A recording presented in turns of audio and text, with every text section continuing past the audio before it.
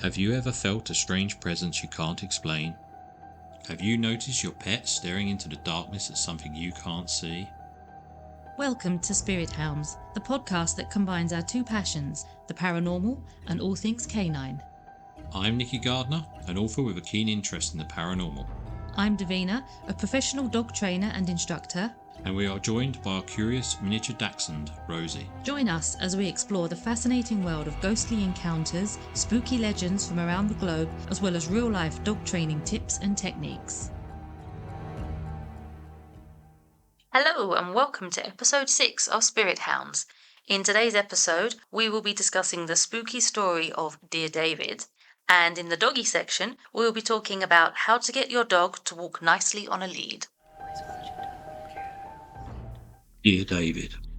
In the summer of 2017, this chilling story was first aired on Twitter.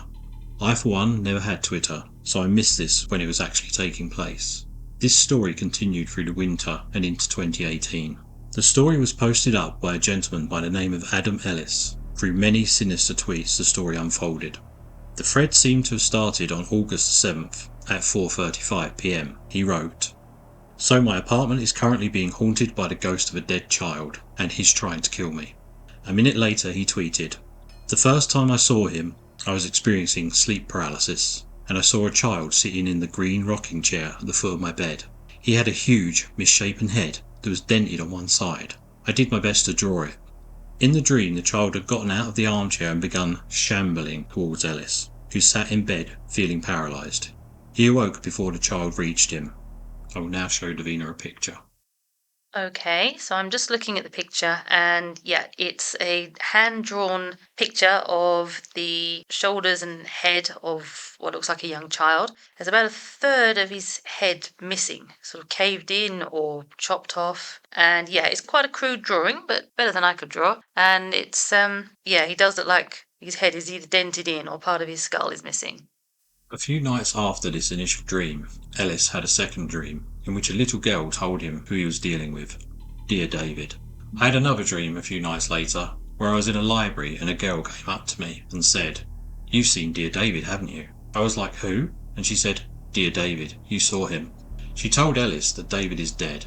Additionally, she explained the rules of interacting with David to Ellis. He only appears at midnight, and if you see him, you can ask him 2 questions. As long as you say the words, "Dear David," first. However, you are never, ever to ask him 3 questions. He'll kill you if you do. So in a different dream, Ellis tried asking David some questions. In the dream, I say, "Dear David, how did you die?" He mumbles, "An accident in the store." I say, "Dear David, what happened in the store?" He groans, "A shelf was pushed on my head." I'm frozen with fear. I ask, "Who pushed the shelf?" David doesn't answer. I realise I've just asked a 3rd question, which I'm not supposed to do. At that point, I wake up absolutely terrified. So what do you make of it so far as it's unravelling?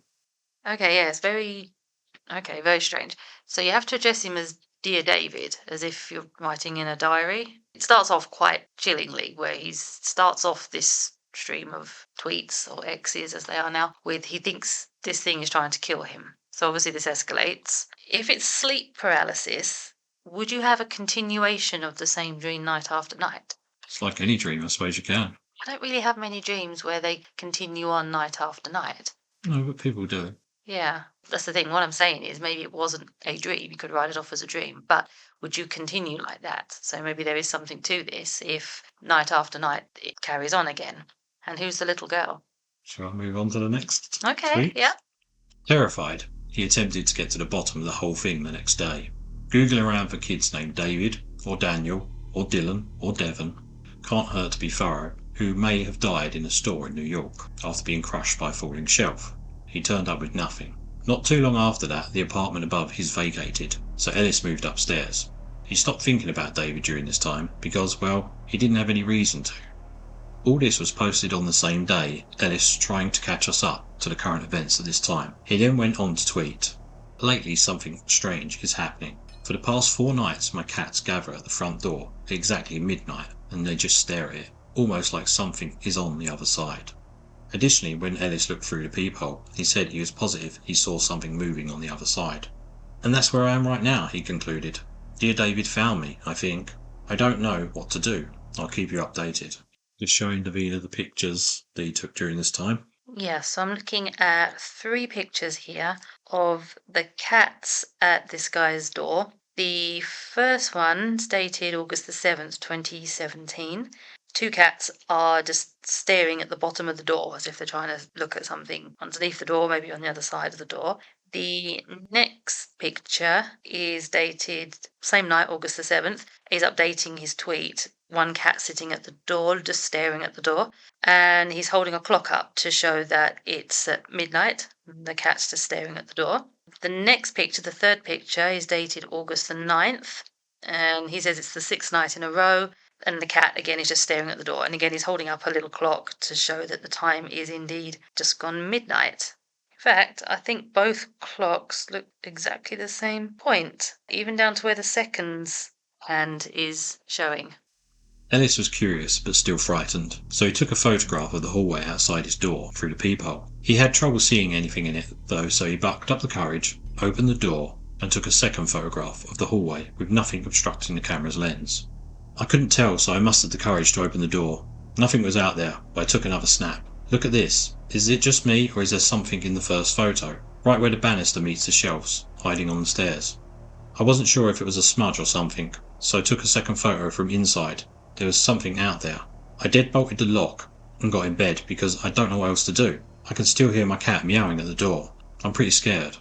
Right, okay, so I'm looking at the next tweet. This is August the 9th. Adam Ellis has put up 2 pictures side by side.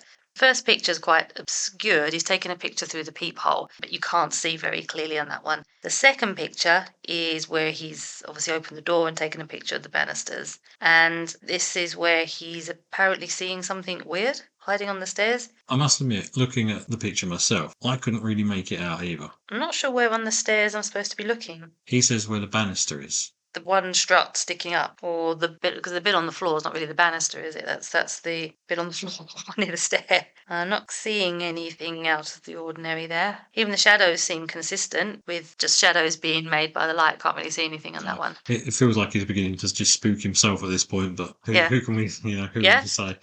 Okay, August 10th to the 11th. Cats were back at the door at the same time of night again, so Ellis tells us he is going to try a sleep tracking app to see if he captures anything. Disturbed by the cat's insistence, he poured salt around the door, hoping, I suppose like in supernatural TV show, one can imagine, that would cause a barrier of some sort against dear David. How he thought the cats wouldn't mess with this barrier and break it in seconds, I have no idea. On the 11th of August he said, I used the sound app to record my apartment last night. It makes individual recordings each time it hears something. There were 33 recordings. The first is a snapping sound, and what seems like a single step. It's odd because I didn't get out of bed at all last night. This one is weird because out of 33 recordings, this is the only one that has that strange electrical sound throughout it. This directly follows the electric static, another snap, then a groan in my sleep. These happen between 2 to 3 am. I have no explanation for them. I'll keep recording and share if I find anything curious. Now what's your thoughts on this?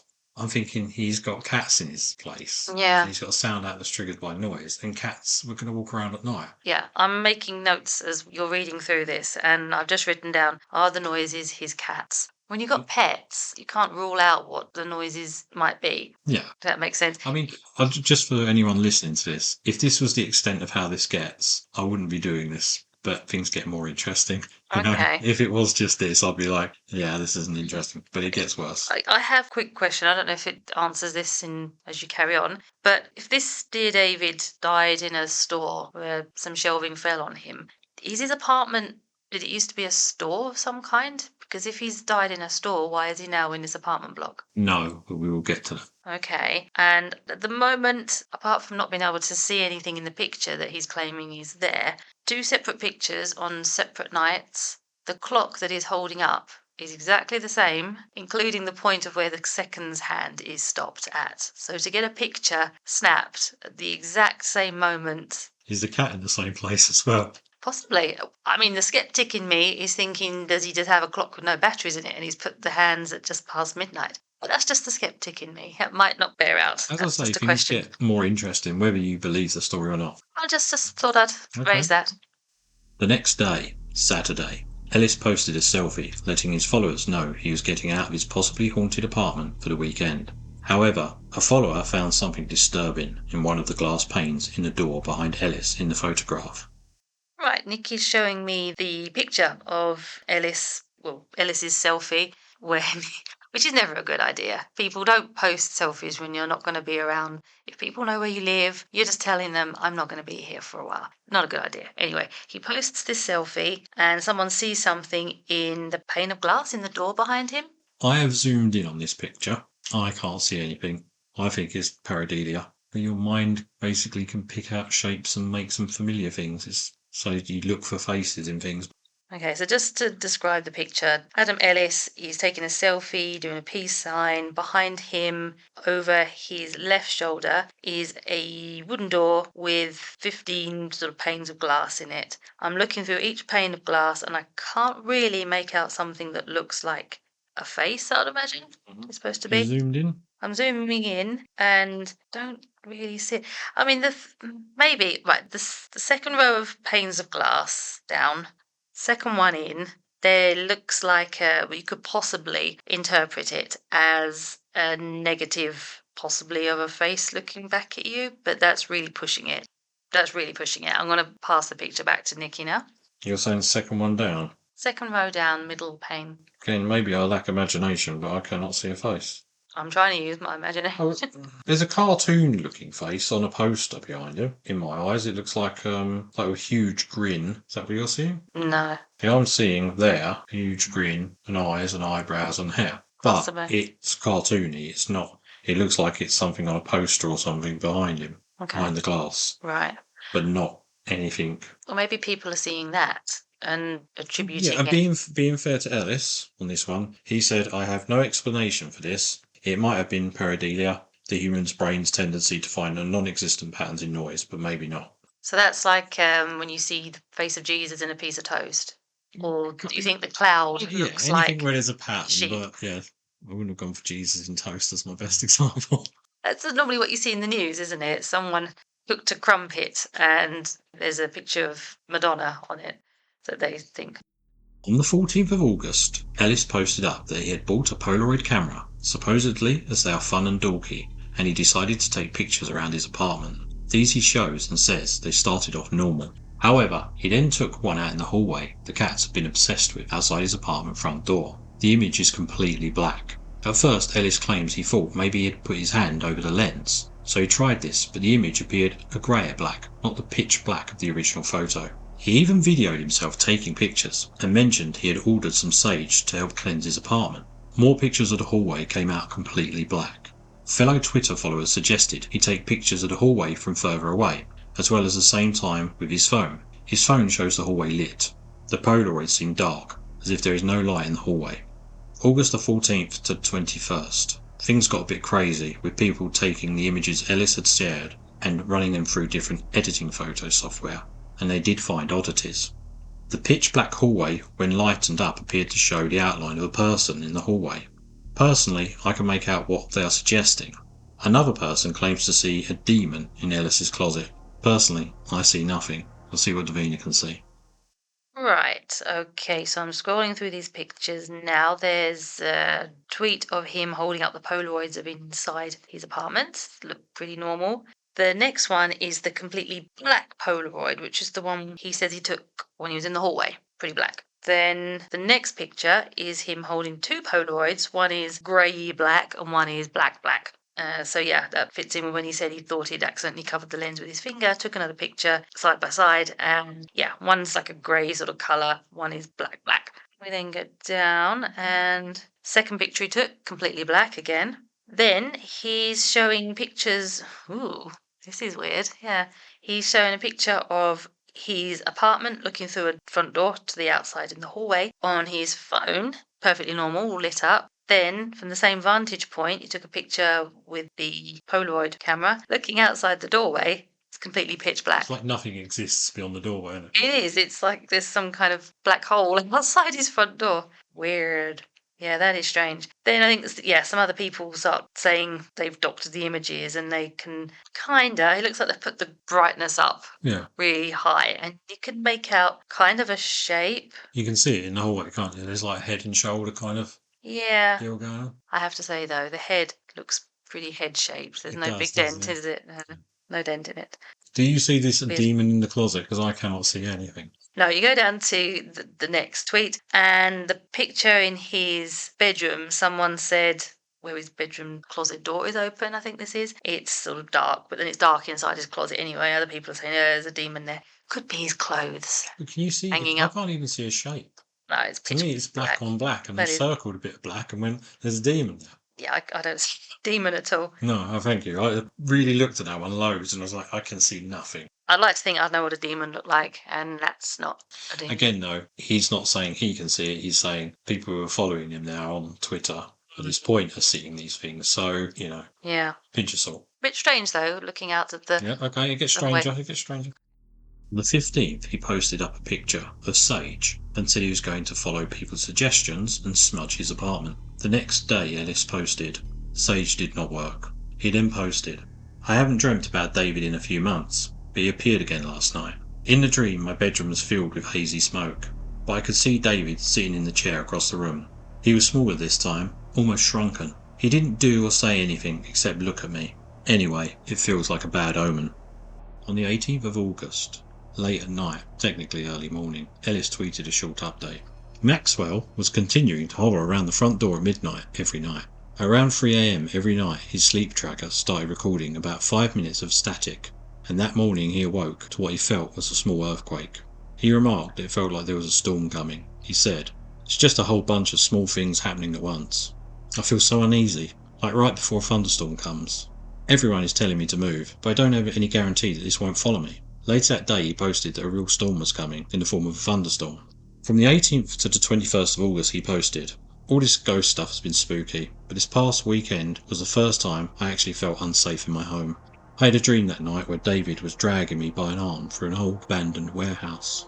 I'm not sure why I didn't fight back in the dream, or how he was so strong enough to pull me. That's dream logic for you. It was a creepy dream, but I didn't think much of it when I woke up. I took a shower, then I noticed something. I'd woken up with a huge bruise on my arm. I've just passed Davina the picture. I'll be honest, I've had far worse bruises through minor knocks than he's showing in this picture. Yeah, to be honest, it's a picture of his arm, and it looks like it could be a shadow rather than an actual bruise. Yeah, again, I'm not quite convinced. No, I wouldn't post that, to be honest. I wouldn't post that. I wouldn't go, oh my God, I've got this huge bruise, take a picture and go, yeah, it doesn't really look like much, and expect a huge response from that.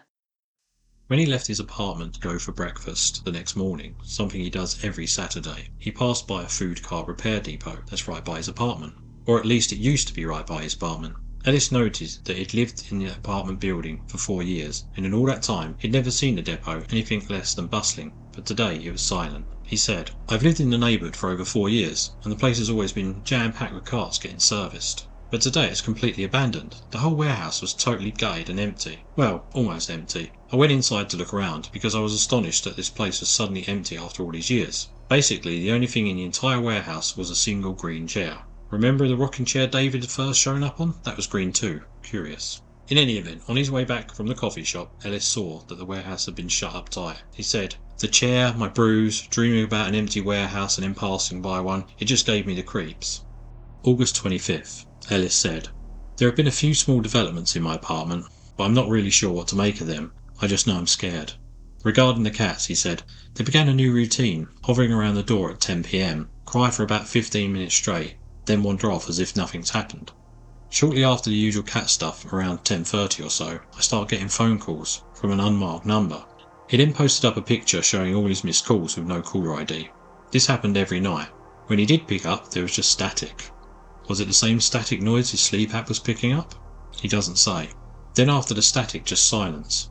Ellis said nothing but thought he could hear faint breathing. Fed up, he went to hang up but thought he heard a voice say, hello.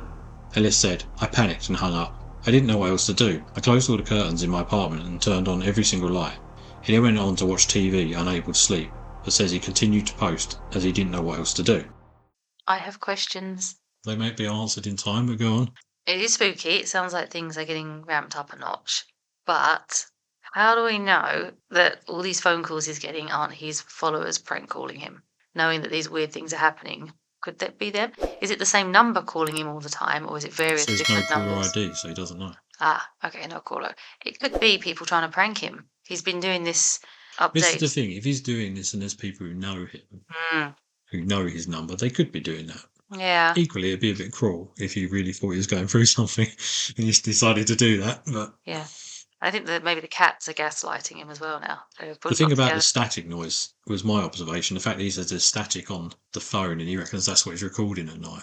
Yeah, that is I weird. just thought that was odd. So Yeah, that's why I was asking the question. I that wonder if it was was the same kind of static noise. that is odd. Again, could be people pranking him. He's putting it all out there, giving everybody a blow-by-blow account, and then maybe they're feeding it back to him in a prank way, Okay. which would fit. That's just Yeah. again the skeptic in me. Go, but it's ramping up a notch. Yeah. It gets better. August the 28th to September the 11th. Ellis tells us in a series of tweets. Anyway, last week I bought a pet monitor camera so I can keep an eye on my cats whilst I'm overseas. It's basically a nanny cam that connects to the Wi-Fi so you can check in whenever you want. It runs 24/7. The evening of August 28th, another Monday, Ellis tweeted a couple of things.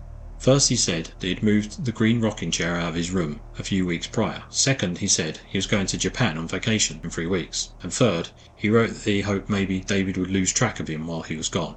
After all, that was what had seemed to happen the last time he moved just upstairs. But he also wrote with a bigger update in preparation for his trip.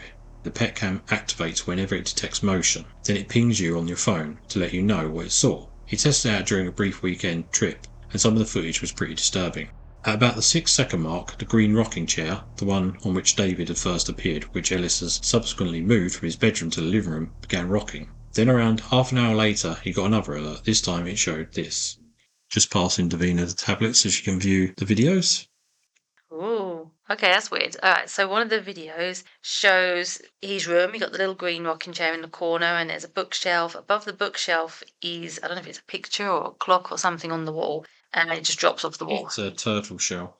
Was it a turtle? Of course, a turtle shell, and that's just dropped off the wall unexpectedly. That's weird. And then, oh, okay, that's pretty spooky. The rocking chair just starts rocking back and forth. So what do you think of those? Okay, that's more compelling than some of these videos you see where chairs are moving, because they're normally just a little bit out of shot, so you could possibly have something pulling it about. But this, that the whole chair is in full shot. I don't see how you could attach String a on it? string or anything. I don't know, it's against the wall, so I'm not sure where you would have to be to pull on it. I mean, even the rocking bits underneath the chair on the floor, they're not hidden at all. They're completely visible, and it doesn't look like you can attach anything to anything. It's sort of simple lines, if you know what I mean. So it doesn't look like there's ridge bits that you could attach a string to pull. It just looks And what about the turtle smooth. shell? I mean, you could put that down just to something falling off the shelf. It's definitely not the cats doing it. You can't see them in the footage at all. But the chair, that is weird. Nothing spookier than a rocking chair starting to rock on its own. It is one of those tropes, isn't it? Yeah. Ellis said he couldn't account for the movement. He said it couldn't have been the wind, as he doesn't keep the windows open during the summer. He really didn't know what to make of it. On September the 5th, the pet cam showed one of the cats being scared by seemingly nothing. It later showed his cat Maxwell standing on his back legs and later swatting at nothing over and over again. In my mind, it's probably a fly, although Ellis refers to it as him batting at something us humans cannot see, which sounds much more spooky. Ellis claims he doesn't do this with bugs, and there are rarely bugs in the apartment, which to me begs the question which of these two statements is true, because if there are rarely bugs, how would he know that the cat doesn't bother with him? The kicker though was actually back in that first video, and Ellis's Twitter followers spotted it pretty quickly. At around the 18-second mark, a green glass jar sitting on the coffee table moved on its own accord. Okay, so I've just shown Davina the videos. Yeah, it's pretty spooky. I mean, the cat just seems to. He's walking over a rug and he sort of jumps off the edge of the corner of the rug. The rug is patterned, so maybe he's seen the different colour of the pattern and he's thinking, oh, got to jump over that. It's a hole in the floor. So they didn't think much of that. But then after he jumps, there is a green jar on the table.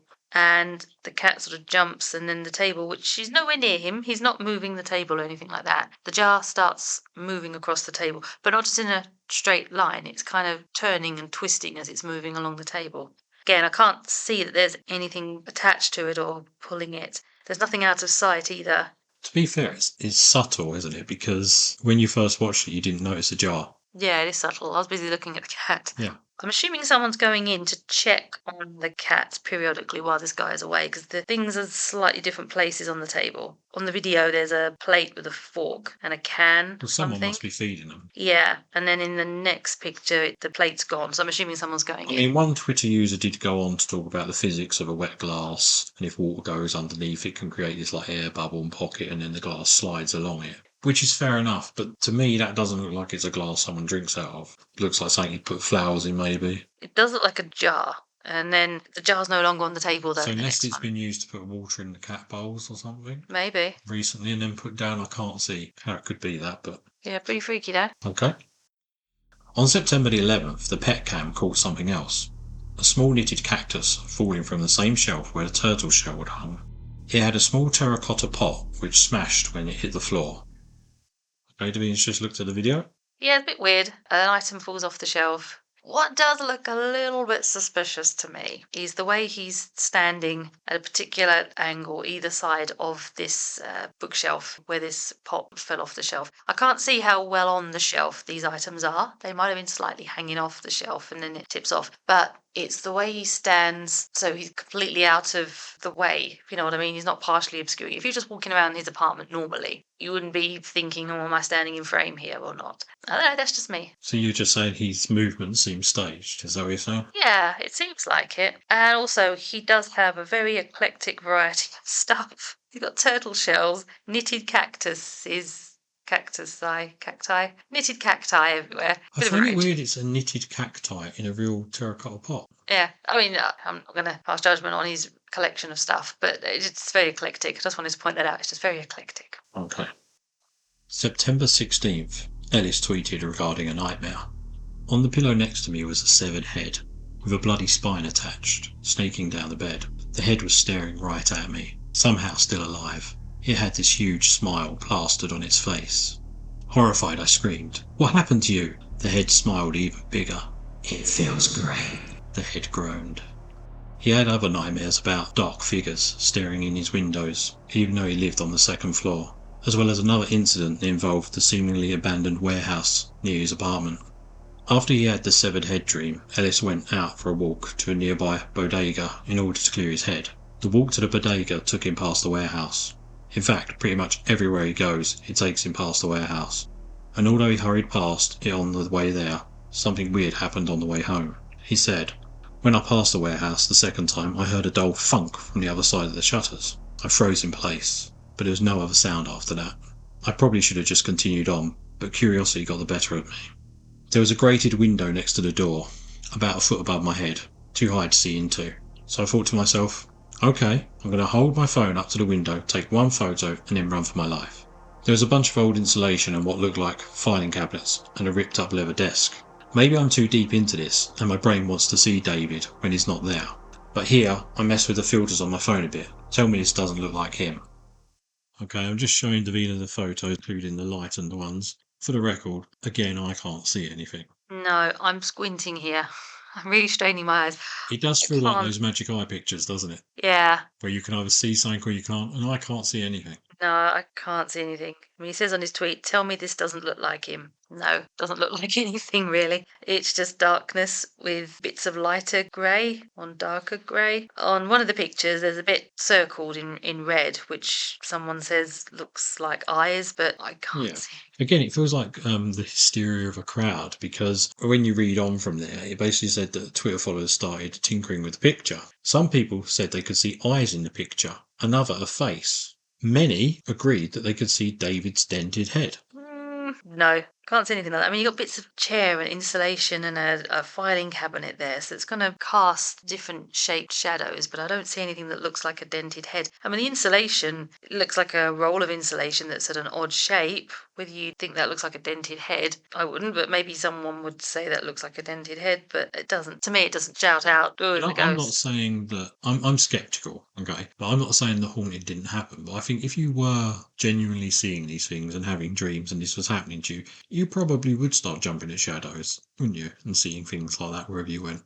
Every time, a light flashed past your window, you'd be going, "Oh God, I he's coming suppose, to get like me." anyone, if you're seeing something no one else can really see, it's one thing. But if you're saying, "Oh my God, I can see this dead child haunting me in this picture," and then like 20,000 Twitter followers go, "Yeah, you're right, he's there," you're not exactly going to be helping you. If people are saying that, I think they're probably trying to mess with his head a little bit. No, it's not like in the horror films where someone's looking through the window and there's a proper face looking back at them. I will tell you this: pictures captured later on are way better than this. Okay. Okay. October the 6th to the 14th. Weird things have been happening with the electricity in my apartment this week. First 2 bulbs have burned out in the hallway in less than a week. I noticed something just before dawn. When I woke up and went into the kitchen to get some water, I'd barely gotten back to my bed when I saw a faint light coming on in the living room. After a few seconds it went dark again. Ellis couldn't get back to sleep, so he went to a 24-hour diner near his apartment and had some eggs. He then went home to shower and get ready for the day before heading into work. While he was completing his morning ablutions, he said he started hearing some weird scratching noises outside his front door. After everything that had happened so far, he couldn't bring himself to actually look through the peephole, so instead he just held up his phone and snapped a picture. Here's what he saw when he looked at the photo. He says, "As I analysed it, I started noticing things, part of a face, an ear, an eye staring right back at me." Right, I'm looking at these pictures that he took through the peephole, and he says he's noticing things like an ear and an eye staring back at him. I mean, if you cross your eyes a little bit, you can maybe make out something that looks like Sloth from the Goonies, but I don't Nice see. description, yeah? I don't see what he's seeing. He then posts a picture where he's drawn over the picture a drawing of what looks like a baby. Is that a baby? A fetus? I don't know. It's something. It's odd, isn't it? It's very odd, but he's drawn on the picture. There's an ear. He's even done the head with a misshapen bit. Poor David was misshapen when he was a baby as well. I suppose he's trying to give it scale, but no, I don't see anything. I don't see what he's seeing. I can't see it either. Liz said, "I think maybe it's time to get someone else involved. It's obviously this thing isn't going to stop until I do something. I'm just not sure what this is yet. I'll let you know when I figure it out." On the 15th to the 26th of October, Ellis had a friend perform a cleansing ritual in his apartment which seemed to help. Things appeared to go back to normal. The cats weren't gathering at the door anymore. I stopped having the dreams. On his way to work one day, he noticed the warehouse that often crops up in his dreams actually has the shutters up, and this time there was something in it. He was surprised to see a hearse, just, parked up all casual like in a space that was once devoted to fixing food carts. He snapped this and shared a picture. Ellis wrote that on the evening of October the 25th, he was heading into the kitchen to grab a beer from the fridge when he spotted something frightening out of the window. A person standing on the roof opposite his apartment, staring at him. Ellis dropped to the ground, grabbed his phone and took a photo through the window. But subsequent photos show no figure. I will show you the picture. Yeah, I'm just looking at these pictures. Before I comment on them, just wanted to just raise some things that I was thinking while you were talking. He heard scratching noises outside the door and got scared. He does have 3 cats. It could be the cats making the Then noise. maybe they're indoors. He doesn't specify that. Could No, be. he doesn't. Also, I think he's a bit predisposed to believing in this kind of stuff because he's already gone round, done some smudging. He knows someone who comes in and does a blessing or some kind of ritual. Not many people know someone who does that kind of stuff unless you're into that and maybe believe in that kind of stuff anyway. So He doesn't specify what kind of blessing it is either. even so, he knows people that do that and do the smudging and stuff like that. He knows about this stuff. So I think he's predisposed to believing in that kind of thing and he's maybe looking for things. Okay, what do you think of the pictures? I'm going to just state, on the lightened up picture, I can see what he's talking about. Yeah, there's 3 pictures. The first one's quite dark. Second one, he's lightened up a bit. You can see it's sort of outside his window, I think, in it on that video. But that's the roof. The picture's quite misleading because when I first was looking at it, I was looking up at the top of the picture, looking for something, but that isn't the roof he's talking about. It is on the lower part. He's lighting the pictures. Obviously, he's taking the picture from the windowsill, looking out of his window. There's sort of 2 bowls, it looks like, on the windowsill, and it's sort of between those bowls, straight ahead. If you look at the picture that's lightened up and then the picture above it, which is still quite dark, it does look like there's something there in the lightened picture that isn't there in the slightly darker picture. For those who are not going to look the picture up, it kind of looks like a head and shoulders of a person. Possibly. To me, it looks like a chair. It's not there. Okay, Again, but- whatever it is, it's something that's not there and then it is there. Well, if you take him at his word, it disappears. Yeah. That's an amazing chair. So something appeared. But I personally see a sort of head and shoulders of someone. Okay. Trust me, there are better images to come. November the 5th. In the dream I saw him in a chair again. I don't have the green chair in my room, not anymore. This time it was a recliner I've had for years. He was staring right at me, just like the first time. Again I felt paralysed and could barely move. But this time something was different. This time, though Ellis wasn't quite as paralysed as he had been the first time around, this time he could move his hands a bit. So when David began to approach, Ellis grabbed his phone. In the dream, that is, and he started to take some pictures. He woke up right as David reached his bed and began to crawl up it. Being able to move in the dreams wasn't the only thing that was different this time. When Ellis looked at the camera roll on his phone, he saw dozens of photos that had been taken in the dark the night before. Apparently, he wasn't just taking pictures in his dream, but also in real life. These 3 images were all of particular note. I'm going to show you the pictures.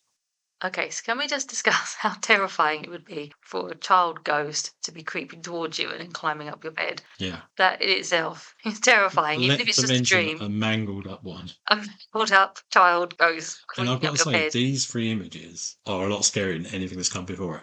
Yeah, it does look like there's 3 pictures. The first one, it looks like something's across the room from him looking at him with a striped jumper on. Yeah, I Looks think like it's striped, stripy yeah. jumper. Horizontal stripes, isn't it? If I remember correctly. Horizontal stripes, yeah. And then the next picture, it looks like it's moving towards him. And then the third picture, that's pretty right up close to him. And I must say, yeah, his head's shape is pretty much like he draws it in the beginning. It is pretty dented in on the right hand side, isn't it? Yeah, it's pretty terrifying. Stuff of nightmares, though, isn't it? Yeah. I mean, if it's real, it's scary as hell. If it's staged, it's bloody good. Yeah, I must say, it's got that right level of blurriness. But you have to sharpen it up, and then it looks quite weird, but still quite translucent almost. It has got a spooky quality to it. I recommend anyone look these images up. Yeah, that's pretty weird. We'll put a link to this page that shows the whole thing, the whole stream from beginning to end, and you can sort of scroll down and see all the pictures and the videos. On a spooky, scary scale, where would you rate those 3 pictures? 1 to 10. I'd say it's got to be up there, about 8 or 9. Pretty If the good. last picture was a close-up of his face going, "Ah," that would probably be a 10. There's worse to come. 18th of November, Ellis posted. For everyone asking, yes, I'm alive. I've been on the quiet side because there's something I'm trying to investigate, and I'm not sure how to yet. I'd rather not tweet unless I have something substantial to share. It's also sort of hard to explain the logistics of what I'm trying to find out, but I'll do my best. Basically, there's a part of my apartment I'm just now learning about. At least that's what I think. To refresh your memory, I live in a duplex. I used to live on the 1st floor, and now I live on the 2nd floor. It's a long boxy building that looks like this. I'll show Davina the pictures in a minute. But while he was tweeting the previous update, he said that he had started hearing some loud thudding noises coming from above his apartment, which meant that his previous understanding of the building was incorrect. There was, he noted, no way to access the roof, nor was the sound of banging of old pipes. It was distinctly the sound of something falling to the floor, he wrote. My building is old and makes lots of noises, but this was a new sound and it startled me. So I'm thinking, is there some secret crawl space in my home?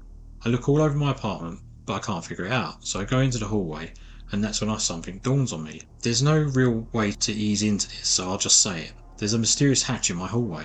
I've always known about it, but I just assumed it opened directly to the roof. Basically, there appeared to be a 3-foot high crawl space above his flat, whereas Ellis originally thought directly above his ceiling was the building's roof, so something could be moving around up there. He ordered a telescopic pole so he could investigate the crawl space by pushing up the trap door.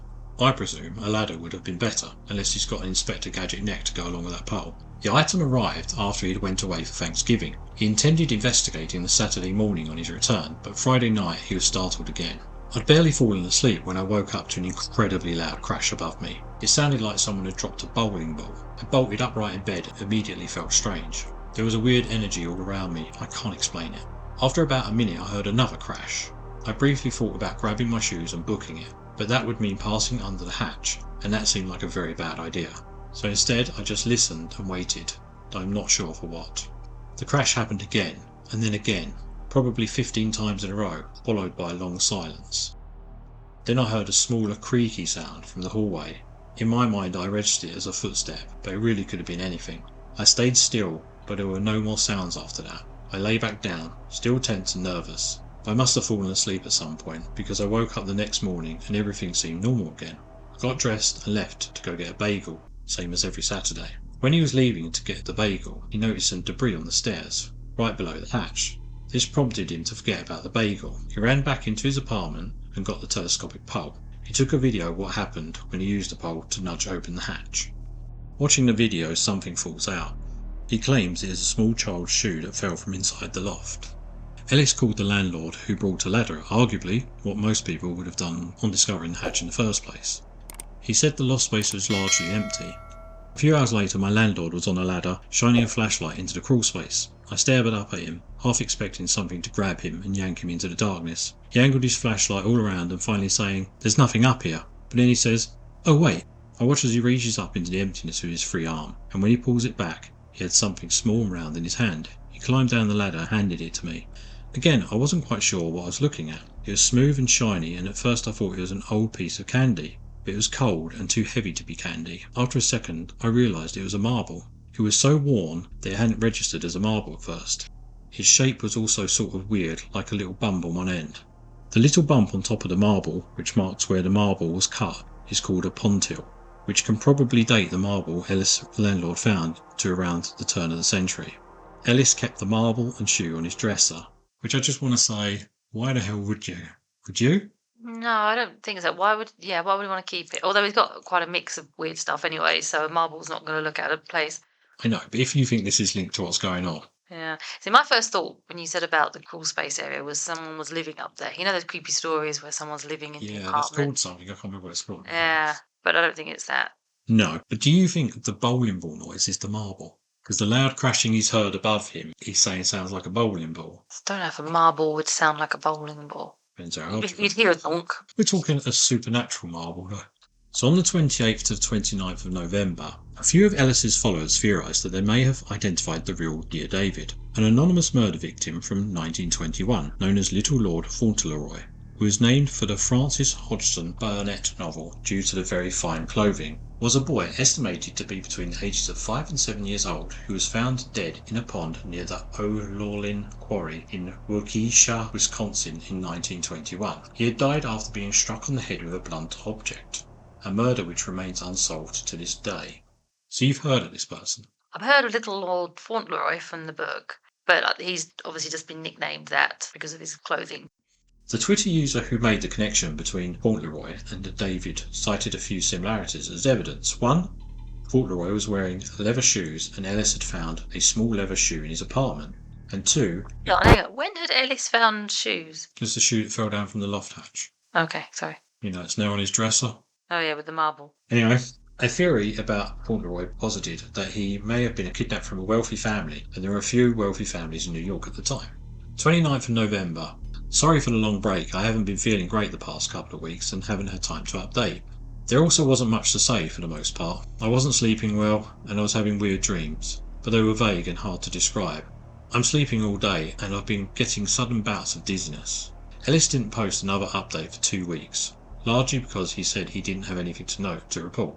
He wasn't sleeping well and he generally didn't feel great, but nothing major had occurred until December the 6th.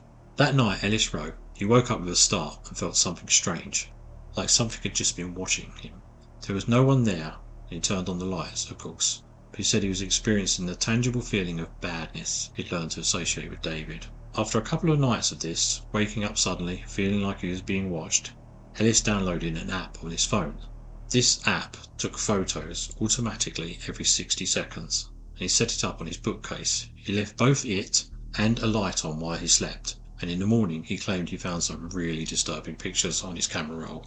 Most of the pictures were just of him sleeping in the empty room, but right towards the end the phone snapped the following images. Ellis says, "The vast majority of them were me sleeping in an empty room. It's sort of dark, but you can see me sleeping. I'd left a couple of night lights on just in case anything showed up, but for the first 100 or so photos it was just me in an empty room. Then suddenly he was there, standing on the chair at the foot of the bed staring at me. In the next photo, from a minute later, he seems to be staring straight up at the ceiling, just staring. Then he appears to collapse on the chair. The next dozen photos are all the same. He's completely lifeless. At first I thought he was dead, which obviously doesn't make any sense. I looked over at the chair half expecting him to still be there, but it was empty. Then, in the next photo, he's gone. The room is totally empty again. He's gone in the next several photos too. I figured maybe that was it, but I kept swiping through the photos. About 15 photos later he was back, standing next to the bed. It was just like the last time I saw him. That's when my heart started to race. I didn't want to look at the rest of the photos. but I knew I had to. I swiped to the next photo. My heart sank into my stomach. He was on the bed, inches from me. Oh no, sort of. Staring down at me sleeping. I will now show Davina the creepy images. Okay, just gonna look through the pictures while we're recording, so you can get my terrified reactions caught on microphone. Right, so the first picture, just him sleeping, I think that is. Nothing to see. Next one, ooh, yeah, it looks like he's wearing the same clothes as like a stripy top again, maybe, that was in the other picture. Creepy. I don't know if he's sitting or standing, but he's definitely on a chair, just looking at the bed. Jesus Christ. Next one, yeah, he's just, yeah, it does look like his head's turned and maybe he's looking upright at the ceiling. Still looking up at the ceiling. This is weird. Ooh, don't know if he's gone or he's just, yeah. The guy says in his tweet that he looks like he's collapsed on the chair. Looks like he's fallen forward, doesn't it? Yeah, they've brightened up the next picture. It looks like he's kind of slumped forward. Now I'm scrolling to the next picture and it says he's standing next to the bed. I can't see where he is next to the bed. It's a bit dark, that picture there. Scrolling. Okay, they've lightened up that picture and maybe there's something next to the bed. Oh, yeah. I think I can make it out. Yeah, my eyes are adjusting to it now. You can make out his top and his little face looking at the guy sleeping. Jesus you can Christ. kind of make out his face, can't you? Yeah, he is right. Oh, sorry. Oh, fudge. Wow, he's standing on the bed looking down at him. Yeah. That is really effed up shit. He is standing on the bed looking down at this guy. Whoa, you've really got to check this out. While he's asleep. And oh, hang on. There's something. Looks like something is obscuring the camera. That's him. He goes up to the camera, and people notice once he posts it online, he appears to move the camera.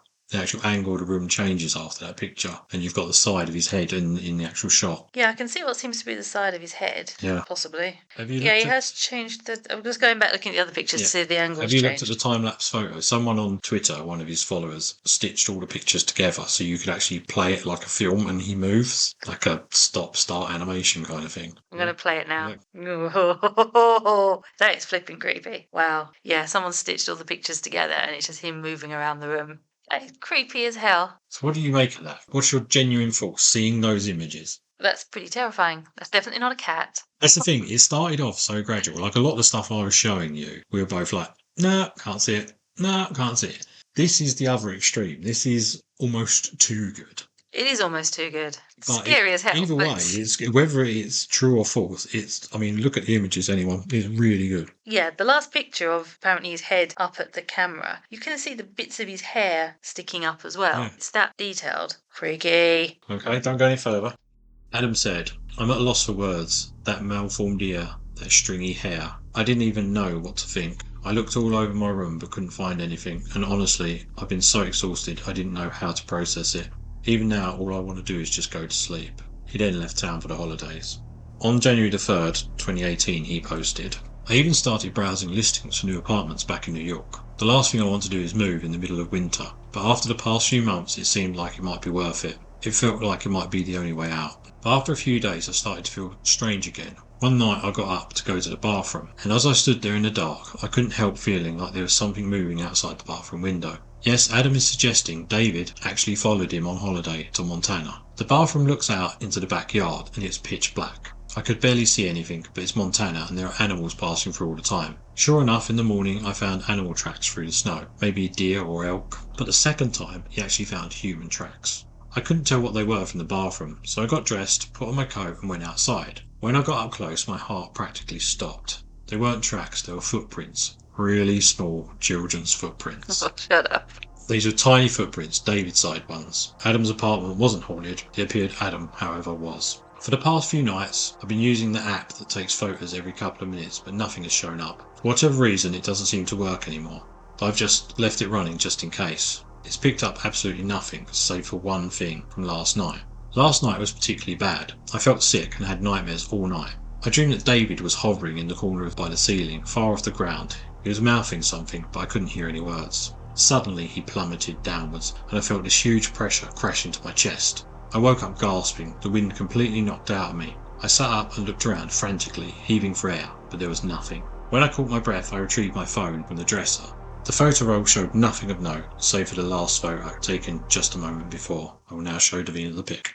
Okay, Nikki's just handed me the You're tablet. reluctant to look. Yeah, Why I are you really don't. reluctant to look? Is there a little bit of you thinks she might have a nightmare? Yeah, I think so. Okay, right, I'm gonna look at the picture now. Oh yeah, you can see him. It's This is he actually looks blurred. he's like parachuting down onto the bed. Looks like Looks it, yeah. like He's doing the old Mission Impossible. he is. Yeah. I must admit, I was expecting a close up of his face at the camera or something. That's at the Yeah, but top that of the would be corner of the horror room. cliche, wouldn't it? It would be cliche, yeah, but that's what my mind went straight to. But you can see his little fingers, and it's sort of you've got that blur thing as if he's going downwards, that Yeah. motion thing. Whoa, yeah, he definitely landed on him, didn't he? Full on as well. Yeah, it looks like he's going to land on him, full on his chest. Jeez, that's pretty freaky. Okay. Do you think that's scarier than the other pictures or not? I don't know. That was pretty freaky the way he was moving around the room, and then his hair appears in I the think that screen. was scarier than this, weirdly, because you think this is actual physical contact now. Yeah. So you think this would be scarier. I found the others more eerie to look at. I don't They know are why. eerie, yeah. Especially when he's being stared at. But no, being landed on is pretty scary as well. Especially when you're asleep. January 13th to the 14th, 2018. Adam says, I swiped on my mentions and saw that everyone was tweeting to me about something I'd posted to my Instagram story the day before, saying they saw something weird. The stories are expired now, but I have screenshots, and I don't know how to explain it. Long story short, I went to brunch on Saturday with a friend. I posted a few photos to my story, and they were fairly unremarkable. Here's the first two I posted, totally dumb and normal. They're totally boring brunch photos. I don't know why people take pictures of their food, but that's the whole thing apparently. Instagram thing, isn't it? I posted one more photo of me and my friend before leaving, and that was that. But the next day I had a zillion messages from the third photo I posted. People had taken screenshots and sent them to me. This is what somehow got uploaded to my Instagram story. I'll show you the pic now. Do you want to describe what you can see? Right, yeah, okay, we have a typical Instagrammer. Look at my food. Avocado, of course, on some kind of toast with bits of cress on the top. And then the obligatory selfie next to it, two people smiling. Yeah, look at my food. That's the two pictures he posted. Okay. Then the picture he says got uploaded to his Instagram story. Don't know. What am I looking at? How would you describe it to people who are not going to look up the video? It's a very vividly coloured version of the picture, of the selfie picture of What him and colours his is it? female friend. It's purple and blue. Top picture's like purpley pink colour. It gradually goes down to a blue colour. I don't know, the guy's face looks a bit blurry somehow. Looks like his eyeballs slightly lower. I don't know. Yeah. Many Twitter followers said they felt David was superimposed over Adam's face. Okay. It does look like there's a different face there. I wouldn't say it's the David, but it does look like a almost caricature-like face over the top of it. Yeah, but people are messing with the pictures. We don't know if they have, I don't know. He reckons it wasn't like that when he posted it, but it was posted like that, as if he had posted it. Okay. So he's saying something went wrong. But many Twitter followers said that they felt it was superimposed. Adam said he felt fine, with more energy than usual, but he felt zoned out at times at this point, and had missing time. Many followers suggested he was actually beginning to be possessed. God. That's what they're saying. I'm only reporting it. Okay. Adam replied, I know what it looks like, what it probably is, but I don't know if I care anymore. I really just want things to be normal again, and things feel normal enough right now. 28th January 2018. A random video appears showing filming at a very low angle across the floor of one of Ellis's cats that appears to show fear at something in the foreground. No context was given for the post. One Twitter user claimed on enhancement the contrast they could see David's face superimposed over the cat's. I personally can't see it. 3rd of February 2018, Adam posted, everything is fine. People pointed out it wasn't his usual style, lacking punctuation and grammar. A few days later he posted a personal post saying that he had quit his job. He then posted up to say, don't worry, and everything would be like it was before, even using emojis, something he had never done before. February the 14th, another low-angle cat video appears, as if filmed by a child, of the cat crying at one of the doors just after midnight again, no context given. Then nothing for months. Adam Ellis finally tweeted an update on the 6th of June. For everyone asking if I'm alive, I'm not doing okay. It's been pretty quiet around here lately, and I've been trying to focus on work. Of course, I'll keep you updated if anything strange happens, but for now I'm staying busy with drawing and other projects. It seems the story ends there. If anyone else can find any further updates, let us know. Adam Ellis still to our knowledge claims this all really happened. What do you think? Yeah, it goes a bit weird towards the end, doesn't it? It's odd. Random things being posted, no context to it. Whereas he was describing everything to the minutest of detail, that he's kind of gone, bored of it now. It's odd, isn't it? Because you kind of think if you were selling a ghost story, like if you were making it all up, it starts off in the way that a ghost story does, because you usually start with these minor things. It's like, oh, was that something? Was that a little scratching noise? Why are the animals doing that? And it ramps up. And I mean, in points where you've got the actual pictures of dear David supposedly in the room with him, coming towards him, all that. That's like the height of the kind of you get in a movie where it's like that's the climax point and it's like amazing. But then it just sort of dies with a whimper after that. He lands on him and then that's it. Yeah, and you'd think if you were writing it, if you were making it up, you'd have done one of the ritual things that you had, like the smudging or having whoever this friend was round to do this cleansing and end it with a proper ending. But he doesn't do that. No. I do wonder if he still lives there. I don't know if we can find that out. Well, at least he's still alive. I thought you were going to say So, awful what happened to him. $1 million question. First, what do you think of it as a story?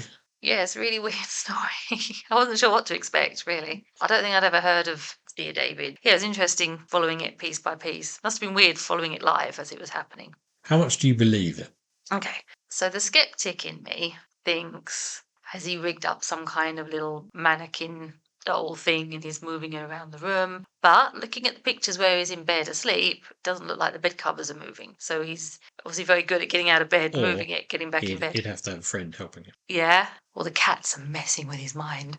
You never know, they could gang up on him. He's left them alone loads of times. What percentage chance do you think it's genuine? I want it to be real. It'd be nice if something, not for him, but it would be nice to think that something like that could be real, could actually be happening and caught on camera. Because you very rarely get something like this actually captured. And I think the more compelling thing for this one is like we were saying as we've gone through it and the listeners would have heard, 80% of it we were like, yeah, that's it. But then there's that 20% where you're kind of like, yeah, that's terrifying. It's weird, isn't it, with these things? Because it's nice seeing evidence, things captured. But I guess unless it actually happens to you and you're capturing it, you've always got that element of doubt in the back of your mind. Yeah, they're making that up. They've CGI'd it. They've got a doll moving around. And I would say I'm the world's worst, because if you give me a photo of any of these sort of things, it can be a ghost, Bigfoot, Loch Ness Monster, whatever, UFO. If you give me something and the image is poor quality or too blurry in it, I'm the worst. I might be anything, could be a smudge, could be dust. If the image is too good, I go the other way. I go, well, that's obviously CGI, or, that's obviously been rigged. So it's really hard, isn't it? Yeah, you can't win, really. It's a shame we live in a day and age where these things can be so easily manipulated. And there are people out there who are willing to create these hoaxes. See, the thing that makes me sceptical, most of all, is Adam Ellis is a creative writer and illustrator. So he's more than capable of making up a story. Yeah. And like I say, it's not, I don't know the man's work, other than this, so I'm not commenting on that. But as a story, it's not very neat. Like I say, it's not got a really proper ending. We don't find out who the girl ghost was who first told him is Dear David. He doesn't ask him any more questions, does he? No, he doesn't even use the Dear David thing. No. After that. He doesn't actually kill Adam, like he says he is if you ask a further question. Which again, the whole thing of asking free, that's very... That's a bit strange. Bloody Mary, that's free. Yeah, it's always like the Trinity thing, I suppose, mocking the Trinity, I don't know. Beetlejuice. But yeah, because he's this writer and illustrator, you kind of think, yeah, he's got that. He also sells the story and it becomes a movie. And we're going to watch the movie, hopefully, and put that on the podcast, what we think of it, how true to this it was. I'll give you our feedback on that. The other thing is, well, with the images, when the one you've got where him falling on to Adam in bed, and you've got David falling down on him, the image does look blurred, like he's falling, so that's good. But the hand, there's something about the hand that looks a bit mannequin-like. I don't know what it is. It's just something that screams mannequin to me. It's the first thing you see, really, the hand, and then you make out the rest of it. And unless he was a very slight boy, some of the pictures where he's standing, I thought his shoulders and neck didn't quite look right either. Like it's very slender shouldered as well. I don't know, just something doesn't look right there to me. Maybe I'm wrong. It does have an elongated head as well. A bit like Groot. Well, that's been mashed, hasn't it? No, yes. Sorry, I don't want to laugh. Sorry, David. But it has been mashed up. And like I say, I would have liked. I know life isn't like this though, so again, it kind of adds to it being more realistic. But I would have liked a neater ending. I would have liked an ending. Yeah. I'd like to know what happened now, because other than him changing his job, selling his story, probably getting paid quite a lot to turn this into a movie, I'd imagine. Well, he just gave up on it. Did he stay in that place? Did he move out of that place? Who lives there now? I'd love a follow-up, basically, I suppose. And we will post a link in the bottom of the description of the episode so you can find the photos yourself if you want to have a look at them. Yeah, this website just sort of lists the whole stream, doesn't it? With Pretty pictures, much what I've videos been reading embedded. out. Yeah, it's pretty much just each one after another.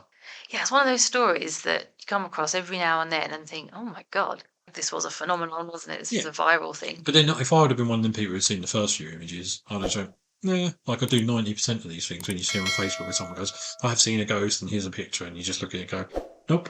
Yeah, and you just dismiss it. But those latter ones, they are the good ones. Definitely. I promise the next story I do, next episode, won't be this long. That was very thorough. Well, the thing is, I wanted to follow Deep it dive. step by step as the article did, because I didn't want to miss anything out, even the bits where nothing really happens. Because if you're going to judge it yourself and come to your own opinion on it, you need to see it in its entirety. Yeah. And make that opinion. Because if I just showed you the really scary pictures, you'd be like, well, that's too Hollywood. If I showed you just the rubbish ones at the beginning, you'd be like, well, that's a load of rubbish. Yeah. So I think doing the whole thing, like the articles have, lets you make up your mind. I wonder if the cat's still taking interest in Maxwell. Maxwell. Well, it's like I say, even if they live there, I don't know. That's a bit weird when animals stop and stare at something. Again, can they hear or see something we can't? Can they smell something we can't? Well, they're just fixated on they it. can see in the ultraviolet for starters. Yeah. So there's that. So yeah, they can see things we can't see. Yeah, we've known a few dogs that's staring into the corner of the room at something that no one else can see. We did even Staring have up a the stairs. dog round here once, and he was a dog who would always put his paw up to ask for treats insistently. And we were in the house, and he actually came running in from the garden and went up to just like a random bit of the room and was doing this eager waving of his paw in the air for a treat and like saliva dripping down. And there was no one there. Yeah, that was pretty weird. It wasn't a reflection or anything in that. There was nothing, door. and that's the only way that boy used to react to someone holding good food. So it's really weird. And having 3 cats all doing the same thing.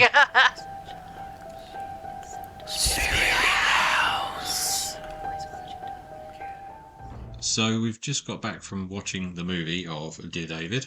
Yeah, it came out in 2023, 2022. Okay, so fairly recent. Yeah. Right, so we've made quite a few notes regarding this movie. Yes, we have. The biggest, well, probably the second biggest issue I take with it is they created a whole backstory for Dear David right at the beginning of the film. An unsubstantiated backstory as well. I know it was vague anyway in the Twitter thread, but I mean, they've really gone way OTT. It's fair to say, if you intend on watching it and want to watch it before we discuss it, go and watch it now, because there will be spoilers with what we're about to say. So if you're leaving, see you in a bit. If you want to hear the rest of it, stay on. So the backstory idea they used was basically David was a kid who's obsessed with computers. Back in 1996. He kills his dad, who's trying to get him off the computers. Then his mum bashes his brains in, causing a dent in his head. Then he's basically in a coma.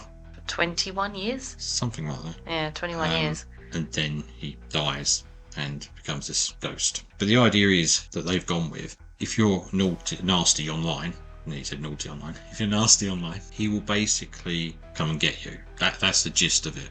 So if you're trolling people and generally being nasty, that's what happens. And in this version, Adam Ellis is getting some flack from people who are following him online. Some trolls from there. And he answers back saying, die in a fire. But they're the trolls for trolling him, but because he got defensive and replied back, he's then targeted. Yeah. Didn't get that. I don't know. Maybe it's to make him more sympathetic, a character. He didn't come across as very sympathetic. No, we'll get to that in a bit, I think. They made the questions part, these asked 2 questions but never 3, some online forum thing. So it was never as part of the thread. In his dreams, you can ask 2 questions but not 3. They do it as an online thing where he appears and dares people to ask him 3 questions, which was a bit strange. And it's basically getting revenge on these teenage kids for cyberbullying. And you see that happen just to try and ramp up the horror thing where he actually gets some kids. Yeah, they've added murders and things in, which I didn't remember reading anything about in the thread. And originally in Adam Ellis's telling of this during his posts, he has a little girl ghost come to him in a dream and basically tell him all the rules. They've changed this to be basically his mum who killed him, but she's all sort of demonified and it's meant to look really scary, I think. And she sort of says, you know, he's the devil and things. Was she dead then, his mum, in the film? I don't know, because we had flashbacks to her being... Oh, no, it wasn't her, was it? Who's the loon in the asylum? I think that was his mum in the asylum, but she wasn't dead. So how was she called Loony Linda or something like that, wasn't it? Yeah, Loony Linda, Loopy Linda, something like that. Yeah. but they didn't actually say that she was dead. But even that bit annoyed me, the way it was filmed, because originally you were watching it as if he'd looked up this footage of this lady in the insane asylum, and you saw it as if it was a camera fixed at the top of the room. Kind of like night vision-y, weren't it? Or was it different colours? Something like that. Proper CCTV camera footage. Yeah, but then while they were showing that scene that he's watching, they then started showing it from different angles, like you'd film a film from, so it's like in their faces and that, and then it went back to being like that, and it just seemed very odd. Yeah, it was a bit all over the place, wasn't it? Yeah. Not to mention how they jumped about on the timeline. Timelines all over the shop. Also, they missed out the warehouse entirely, which Adam Ellis included in a lot of his posts. So that doesn't exist. The time when he's being dragged along the floor by David later on, they changed it to be the shop where his parents were working, and you seem to be in the basement on his computers. That's where he was being dragged, wasn't it? It's weird because, yeah, they work in the shop with these tall racks with shelves for food. So you think, they're setting it up for this shelf thing to land on his head. And then she bashes his brain in with an iron or something. I don't know what it was. A toaster? No. No. Typewriter. No, it was the monitor. PC monitor. Yeah. Sorry, yeah. It was difficult, though. It was a difficult watch after knowing the real story. Yeah, they also was missing the severed head dream, which I thought was one of the more interesting bits. It was a bit Evil Dead, weren't it, having the severed head on the floor that spoke to him in the original posts. Well, they show him sort of having a wrestling match with, I think it's supposed to be David's dad, and he's pulling on his head. And I'm thinking, here we go, he's going to pull his head off, the spinal cord attached, and it didn't. He just died, smiling. So that was strange. It's like they've made little references to these things, but then didn't actually follow through with it. Yeah, I mean, even with the camera, there's a point where he just has the camera. He doesn't mention he's gone and bought it like in the original posts. They just have the camera, they click off a couple of photos, but then they didn't really go anywhere with that. No, they didn't show the bit, which was quite spooky in the Twitter thread, where he's taken the pictures with the Polaroid camera and it's pitch black out of the doorway, and then he takes pictures with his mobile phone and it's all lit up as it was in reality. They completely glossed over that bit. They just showed a few Polaroid pictures of him kind of out of focus as well, really, just looking down at a picture that didn't look like much. And I've got to say, the most unforgivable bit for me is the scariest pictures of David when he had his time-lapse camera going and people stitched it together on the internet, and David crawls out of the chair after watching him and is on the bed standing over him and things. They're absent. They don't even show that. They showed one bit of him sitting on the chair, I think, yeah, from a distance. But they didn't show that area. I mean, that is the bit that, for myself and Davina, we looked at them pictures and we're like, yeah, they're chilling. Whether you believe it's real or not, they are chilling pictures. And they just went, yeah, that's the best thing we could show. We're not going to do that. It's like they went out of their way to get the rights to this amazing viral story and then walk all over it and trash it and turn it into some weird Hollywood B story. I expected to have that scene where he did the camera, then he woke up, then he would actually look through the pictures and get to see his reaction and his reaction of his friends that he'd show and things. To miss that out completely just seemed really odd to me. Yeah. And didn't they make Adam an arse? Adam was very unlikable, and it makes me wonder because the movie Davina said was made by BuzzFeed and that's who he worked for, and he did quit the job. So it does make you feel like, was it kind of like a revenge thing, making him seem unlikable and difficult? He was way unlikable. I mean, in the movie, unlike in the telling on Twitter, in the movie they made it, and I suppose they were suggesting that David was controlling Adam at this point, but they had Adam being on Grindr despite having a boyfriend and sending pictures and stuff like that, and he claims he wasn't and all the rest of it. They showed him sending mean messages to his work colleagues, and none of this was covered in the original thing. No, he's meltdown at work where someone asks him to look at their work and he reads it as something different and starts kicking off and having an absolute mental break. I think the post she sent him was something about like working in the workplace or how to make friends in the workplace, something like that. But he saw it on his screen as, why don't you kill yourself? Yeah, so he starts having an absolute meltdown, throwing things around the office and all that, screaming and going off in one. And yeah, that was way OTT. But again, he never mentions any of that in his original thing. They just show him out to be this selfish, arrogant, narcissistic, horrible person. But even though he wasn't sending these horrible things to his friends and his co-workers and his boyfriend and that, he absolutely was quite horrible. He was quite dismissive of everybody, and even though something was going on in someone else's life, no, it's all about me. So he wasn't a very likeable person anyway. But that's the thing, even at the very beginning of the haunting, when it weren't really a haunting, his partner goes away to see his mum because his mum's had an operation, so he's gone there to care for his mum. And he's messaging Adam all the time, and Adam just doesn't bother with him. Literally just leaves him hanging because I think he said that the boyfriend had said that he loved him and he didn't know how to respond. So he just was ghosting him. But then when he wanted something, he wanted something again.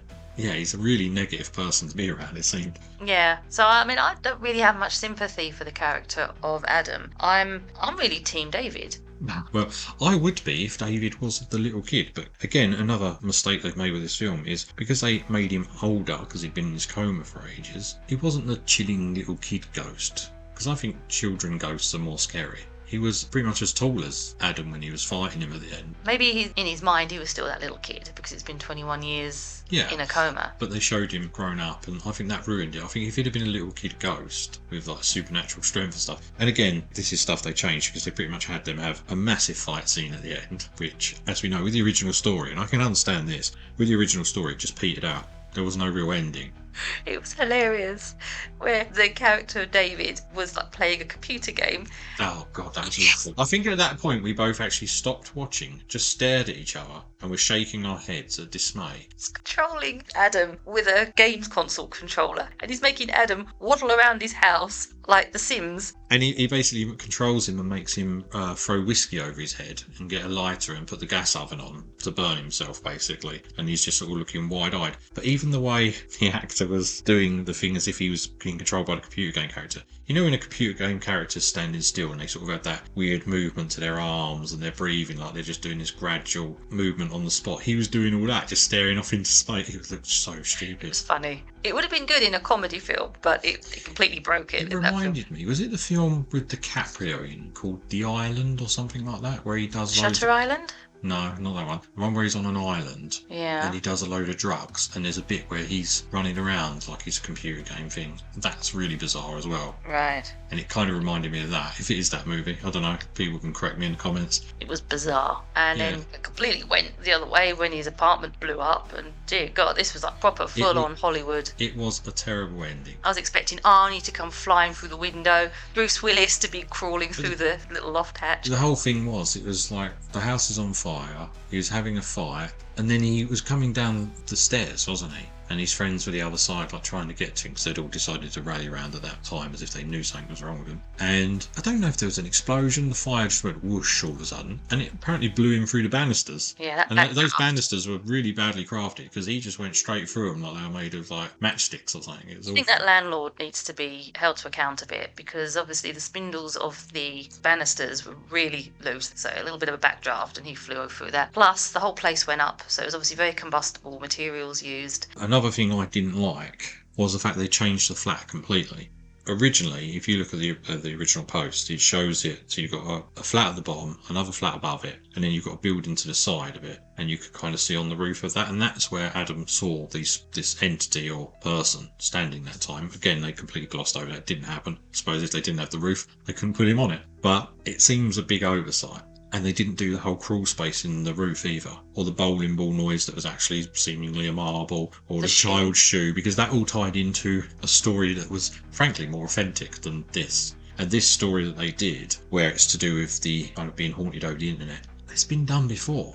And it's a shame because they've taken something that's an original thing that went viral and turned it into something that's very similar to pretty much everything else that's already been done. Yeah, they just made it really generic. So it was, I feel like, an absolutely missed opportunity. It's a bit of a letdown. I was quite looking forward to it, having heard the actual story. Because you know it was going to happen, because we've already gone through the thread. It's not like there's going to be any big surprises, because we've seen the whole story. But there were, weren't there? Because it was completely different. Oh my God, there were some surprises. All that was missing were aliens, maybe Bigfoot walking through. And it's a shame because things like this, where they go that viral and have good evidence to back it up, because those last few photos of Dear David were really good. To ruin it is such a shame. It's such a missed opportunity. Yeah. You know, someone's not going to be able to remake that for a good few years. No. Apparently when it came out, the year it came out, at the end of that year, it was actually ranked the 6th worst film of the year to come out when it was released. I was going to say, I think it's at like 10% on Rotten Tomatoes or something really low, Really? isn't it? Yeah, it's really badly received. Good. There was a reviewer called Megan Navarro who writes for... Do you think any of them were scared to put a negative review in case Dear David went after them? Evidently not, because everyone hated it. I suppose it's trying to do a nice lesson there. It's like, don't be mean, you know, only say nice things. How are you supposed to think he's this horrible, scary kid? I really am, and I've said it already. Team David. He went on. He was killing other nasty, arrogant, self-absorbed YouTubers and influencers, the ones that are so up themselves and everyone else is less than me. And oh my God, you should go and die. And he goes after them. Yeah, and you even think, yes, at the good. end, they show one of these kind of vacuous ladies. I don't know, what's she even talking about? What was the topic she was talking about? I don't know. It was just inane. You know, they just get millions of likes and all the rest of it. And he basically makes her bash her brains out live on air. That was good. It was okay. But as an ending, it was awful. Yeah. I mean, even down to the fact that it was Hollywood ending where he had this massive fire in his place, but all the cats survived. Amazing. Yeah, I'm glad the cat survived. I think I'd have been a bit upset if they burnt. But it's not very realistic. The way they burnt down his flat, there's no way them cats were getting out of there. There was a reviewer called Megan Navarro who works for Bloody Disgusting, which is a horror genre focused news website, and she did a review and told her readers to revisit the original Twitter thread for genuine frights. I concur. It's a shame, isn't it? It is a shame. But if you want to go and see it, maybe drop us a comment in below what you think, which you find more scary.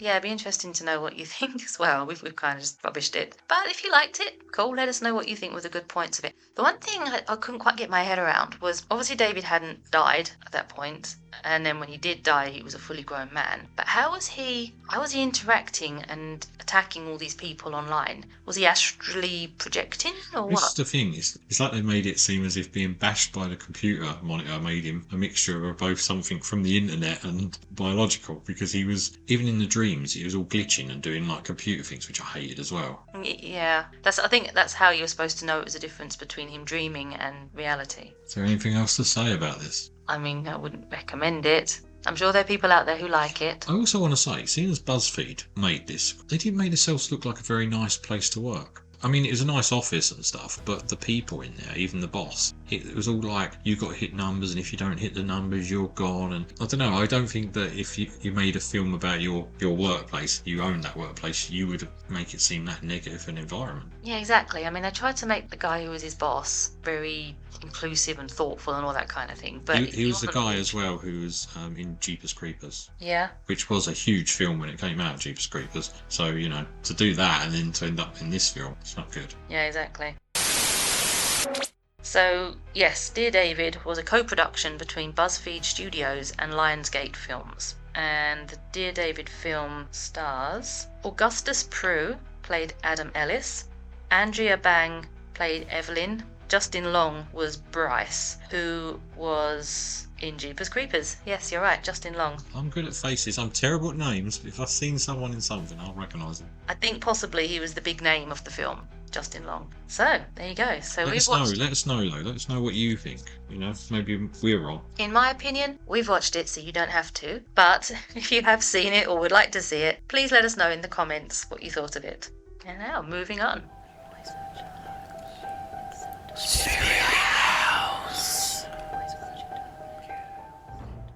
Alright, and now we are on to the dog training section of the episode. And today I thought we would talk about how to get your dog to walk nicely on a lead. One of the main things we normally get called out for training are bad lead etiquette, as it's known as, when the dog just won't walk nicely next to you and it's always pulling ahead, jumping about. So walking to heel is one of the basic commands that dogs need to learn from a young age. They may be easy to maneuver when they're puppies, but when they get bigger and stronger, if you haven't taught them proper lead etiquette, they're going to be dragging you all over the place.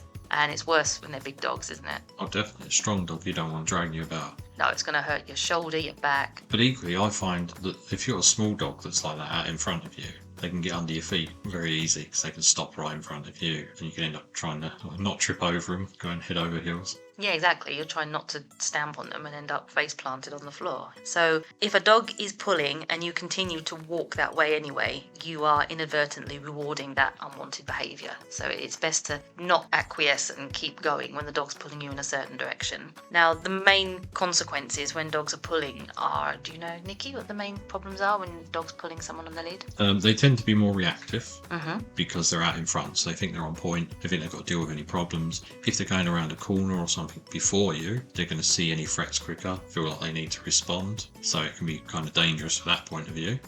Also, I'd say if there's any food on the floor or anything you don't want them to potentially eat, if they're in front of you, they're going to get to it before you see it. Yes. and you're not going to be able to do much about it because they're that far ahead of you. Exactly. Yeah, if they're grabbing a bone, I mean, a lot of people throw takeaway rubbish on the floor, don't they? If there's chicken bones or rib bones or something like that, and that dog gets hold of it, that could be a very expensive vet visit. Also, I don't know what it's like where our listeners live, but we often have lots of broken glass, which is a massive hazard.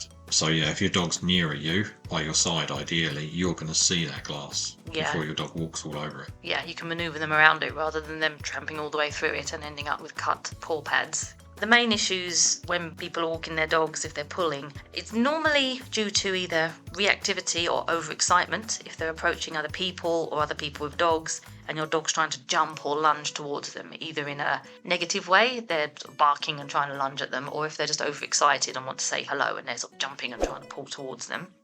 Zigzagging back and forth in front of you, like Nikki said, tripping you over. If they're trying to pull you to one side to sniff at different things and they're just dragging you along. Trying to chase fast-moving objects. Some dogs try and run and jump after cars, bikes, cats, joggers, and again, they're dragging you along the street. You end up sort of water skiing down the street after whatever the dog's decided they want to run after.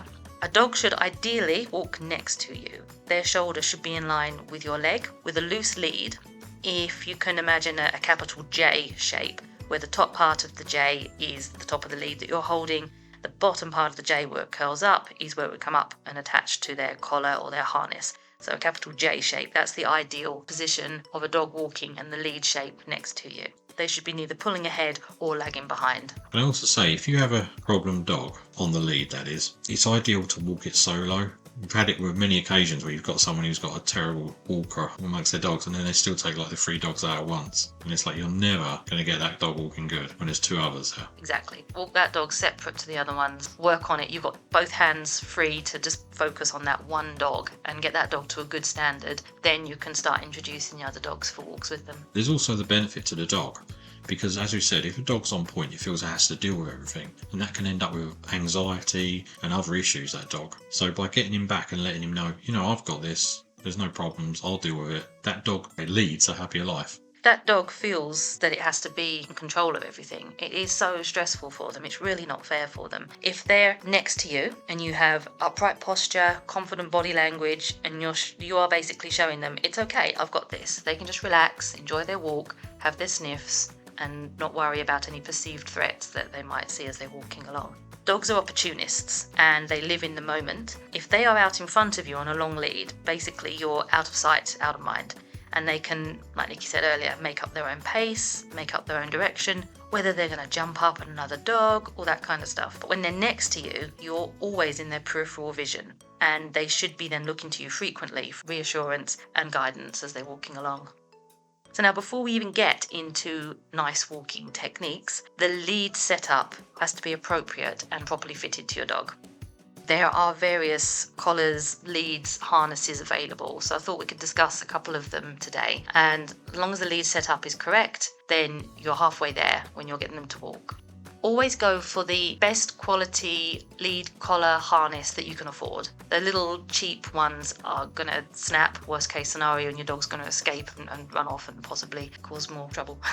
Can I also say, a lot of the issues with lead walking that we've encountered have often been because people have had one of their extendable leads. And they've always changed the length constantly of what their dog's allowed. So sometimes it's 12 foot in front, sometimes it's 6 foot in front of them, sometimes it's 3 foot in front of them.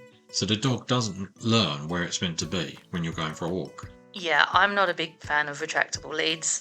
They are not good for lead training. I must say, they are not good for lead training. They're fine if you've got a dog that walks nicely anyway. It's fine to have a dog on that kind of lead. Some of them are quite badly made, shall we say, and they're not very sturdy. They can break. And the lead bit can be pulled out of your hand. If a dog is strong and suddenly lunges away, that's going to come out of your hand.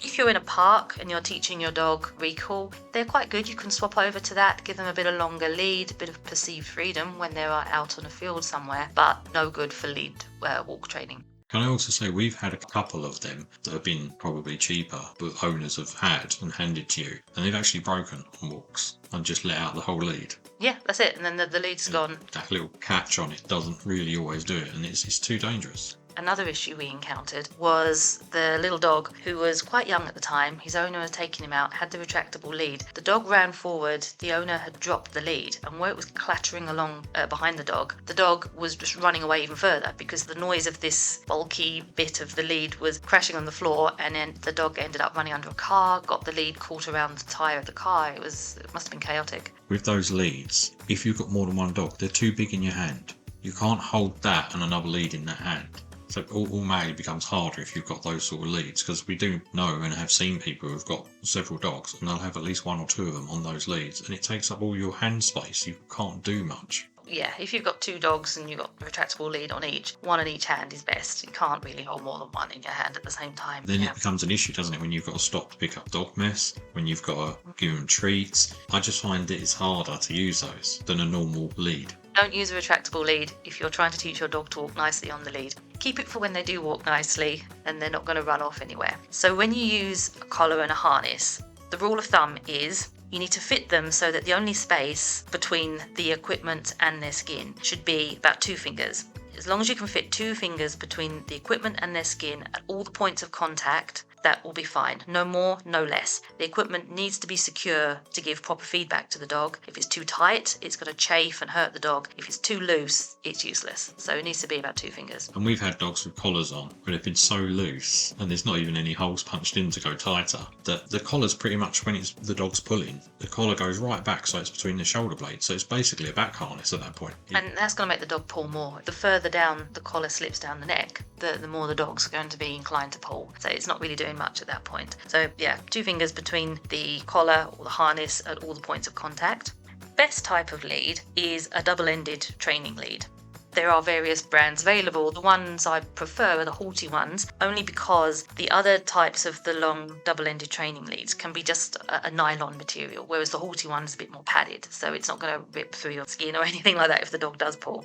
The good thing with the double-ended training lead is it can attach one end to a harness, the other end can either go onto the collar or maybe the front of the harness or a face harness. It's very versatile. Some of them have various hoops along the lead as well, so you can attach one end to itself to make it look like a regular lead at varying lengths. The halty one, I know there are about 7 different ways of using it. The good thing as well about having a double-ended training lead with one end attached to a harness, the other end to the collar or the face harness, does ensure more safety. If the dog is a bit of an escape artist and it tries to slip the harness or the collar, you've also got it attached to something else. It's not going to escape entirely, you've still got it attached somewhere else. And also having a double-ended lead attached to various points, it better distributes the pressure of the weight of the pull across different parts of the body instead of it being concentrated on just one area like the neck or the throat or the back. If one end is attached to the collar, one end is on the harness. If the dog is pulling forward, you can use the front part of the lead to steer them one way or the other, or if it's on the front bit of the actual harness itself, move them to one side. They become slightly off balance. Dogs don't like being off balance, so they will then move round towards you and stop pulling ahead, so they are good for that. Other types of leads are slip leads. They are useful when you're training your dog to walk nicely on the lead, but you need to make sure it's used properly, otherwise the dog can slip out of it. There is a wrong way and a right way to use a slip lead. I'll try and add a video, if you do watch this on the YouTube version of this episode, I'll add a video on demonstrating the right way round and the wrong way round to put the lead on your dog. You need to keep it up high on the top of the neck behind the ears. The slip leads do have a stopper on the lead, which is usually rubber or leather, and it sits just above the ring. So when you put the lead on the dog and you close the lead down to the 2 finger length of space, you then move the stopper, that rubber or leather stopper, down so it keeps that ring in place, so it's not going to come slack and it will come off. Now, depending what side you want your dog to walk on will dictate the way that the lead is put on them. So the thing with the slip lead is you can't have your dog going side to side. If you're using a slip lead, if you want your dog to walk on your left, you have to put it on one way. If the dog walks on your right, it has to go on another way. So basically, as you're looking at your dog, and again, I'll put this in the video, if you want your dog to walk on the right side of you, as you're looking at the lead coiling round through the loop, it should look like the number 9 in your hand. And then you put that over the dog's head and then move the loop up to the top. If you want your dog to be on the left-hand side of you, the lead, as you're looking at it in your hand, should look like a capital letter P.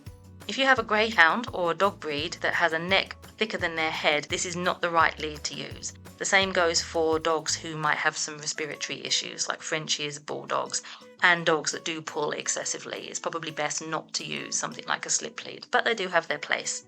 Another type of lead you can use is a chain lead.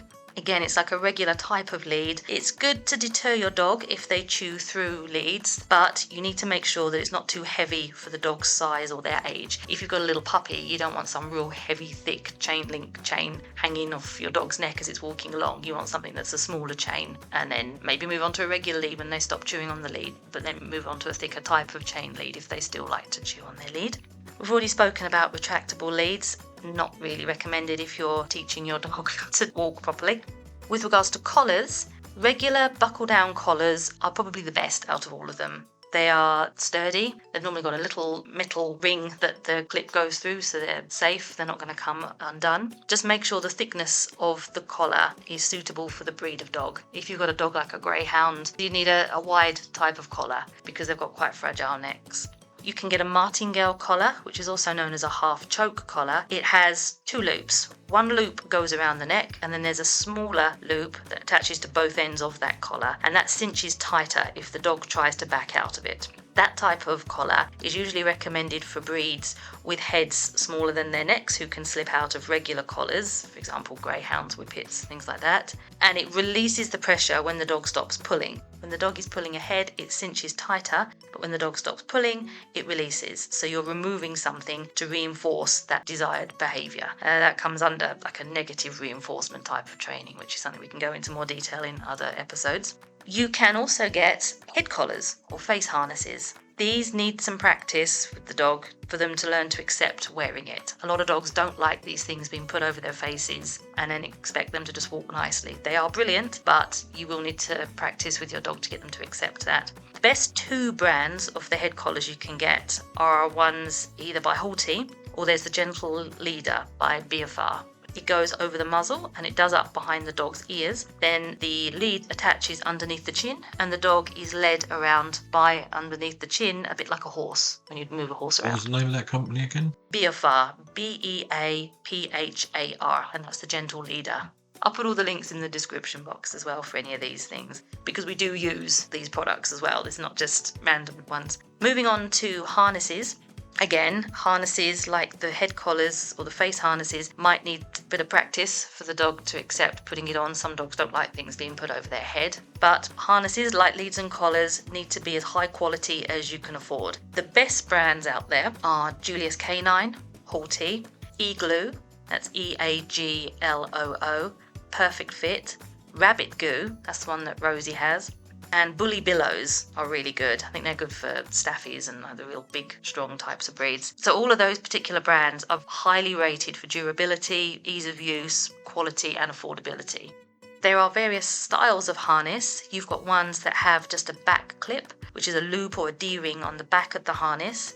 If you have a dog that pulls, it is best to use a double-ended lead. Like we spoke about before, one end is attached to that back of the harness, the other end attached to the collar or face harness. If the lead is just on the back, you can't really steer the dog as it's just going to pull or spin around. You don't really have a lot of control because it's just attached to one point in the middle of the dog and it can go anywhere. I think that is the best thing about using a dual lead on the harness and the collar, is the fact that you can stop the dog spinning. You can actually guide them and make them face the way you want to be headed. Without that, just on a collar, as most people will, your dog just turn on the spot. It's quite frustrating. Yeah, we do like using those. You can also get the harness that has a front clip on it. Again, it's like a loop or a D-ring and it's on the centre of the dog's chest. Again, you'd attach one end of the lead to the front loop, one end to the collar. It makes it easier to guide the dog in the direction you want, as it slightly pulls them off balance, which we discussed earlier, they don't really like. So if they're trying to pull forward but you've got one end of the lead attached to it and they go whoop and they come towards you because you're not moving that way, you've stopped, and they turn around and then you can walk them in the opposite direction. So that really helps with that. And then you can get harnesses with dual clip, so it has a loop on the chest and on the back. And you can attach each end of the double-ended lead to each loop on there. You can have one on the back, one on the front. There's a dog that we walk called Lola. Her harness is like that. She has one end of the lead that attaches to the back part of the harness, one end on the front. And if she does get a bit excited and wants to go one way, we can just steer her around and she stops pulling. That's it. It's a really good way of working with her. So now you've got your lead set up, all ready to go, and the dog's comfortable wearing everything. The next important part, before you even get out on a walk, is going to be the pre-departure sequence. Now, a dog needs to be calm when you're getting them ready to leave the house. If they're already worked up into a frenzy of excitement before you've left the property, it's going to be chaotic once you're out on the street. One thing you can do that will help, if you do have a very excitable dog, is burn off any excess energy. You can play a game of fetch before taking them out, run around the garden with them, but just allow them to cool down for about 10-15 minutes before you go for a walk, because they're already G'd up, so you need to just give them a minute to just calm down before you go out. Don't use exciting tones when getting the dog ready. This just G's them up. So don't be saying, yeah, we're going to go for a walk. Woo woo. We've done walks with people where we've been walking their dogs, and before we've got there, they've G'd the dog up like that, going, oh, they're coming to get you, they're coming to get you, you're going on a walk. And it's been a nightmare. Yes, the owner would be going, they're coming, they're coming. And as soon as you open that door, the dog's eyes were swiveling around. He was completely beside himself. He didn't know what to do. You couldn't get the lead on him quick enough. He would then out the door. You'd have your arm broken because he'd be going around the door frame, and it was just absolutely chaos. So yeah, don't do that. And the difference on days when that didn't happen were amazing, weren't they? Yeah, when he was just calm and he just woken up and you walked in and we were getting him ready, he was, calm as anything. So it does make a big difference. You're going to be helping yourself a lot in the long term if you keep your tone nice and calm. Maybe don't even say anything. Just get the lead out, put it on them, and get ready to go. Don't chase a dog to get them ready. That just turns the whole process into a game of keep away, and it's either going to get them overexcited or overly anxious, because there might be different reasons they're running away. They might go, yeah, come on, chase me, or they might not like going out and they're trying to hide from you. So either way, if you're chasing them down, holding them in position to get their stuff on, it's just going to get them overexcited or overly anxious, and that's not setting a good tone for the walk. If the dog is getting overexcited at any part of that process, either when you get the lead out, putting your shoes on or your coat on, picking up your keys, stop everything. Drop the lead, put the keys down, stand with your back turned or your arms crossed, or go and sit back down. Ignore the dog until they've calmed down. Wait for 5-10 seconds of them being calm, then calmly resume getting them ready. Repeat that as many times as necessary. And do this in between times. If you know there are certain points in the process where the dog's going to be triggered, when you're not going for a walk, pick the lead up, walk into the kitchen, put it down again. Maybe pick up your keys and your bag, move it into another room and sit down. To break that habit of the dog going, we're getting ready for a walk. And then you're just breaking that habit, and the dog won't know when you are actually getting ready to go out for a walk, because he's become desensitized to that whole process by then.